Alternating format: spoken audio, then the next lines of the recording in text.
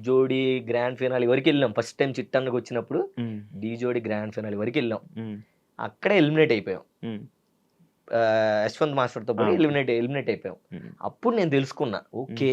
ఎక్కడ ఏం కావాలి? గ్రాండ్ ఫినాలేకి వచ్చినప్పుడు సాంగ్‌లు ఎలా చేయాలి? హ్మ్. ఏంటి అని. హ్మ్. నెక్స్ట్ ఇంక డీ10 వచ్చింది. హ్మ్. ఈ ఎదవ రాజుగాడు ఒకడు ఎంటర్ అయ్యాడు. ఆ!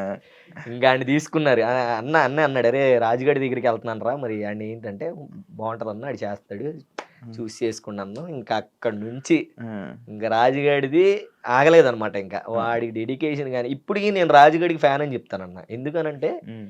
వాడు బయట ఎలా అయినా ఉన్ని ఏదన్నా చేయని. హ్మ్. రాజుగాడికున్నంత డెడికేషన్ డీ10లో హ్మ్. నాకు తెలిసి నేను ఎవ్వరి దగ్గర చూడల.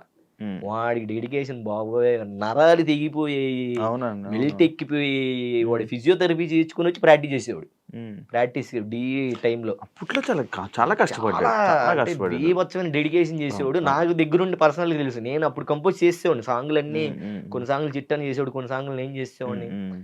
సో, అట్లా ఇంకా గ్రాండ్ ఫినాలే వచ్చింది. హ్మ్. యశ్వంత్ మాస్టర్‌ని కొట్టాలి. హ్మ్. ఆబ్వియస్‌లీ ఆయనే వస్తాడు అటు సైడు. హ్మ్. అతన్నే కొట్టాలి. కొడితే మనోడిని కొట్టాలి. హ్మ్. ఇంకని గట్టిగా ఇంకా నేను 1 మంత్ ముందే మా వాళ్ళందరికీ చెప్పేసి, "అరే! హ్మ్. నేనెళ్ళిపోతున్నాను. మీరు ప్రాక్టీస్ టైంకి రండని" ముందే వచ్చేసి, సాంగ్‌లు ఎలా కావాలని ఎడిటింగ్‌లు, గిడిటింగ్‌లన్నీ మొత్తం అంతా రెడీ చేసేసాం.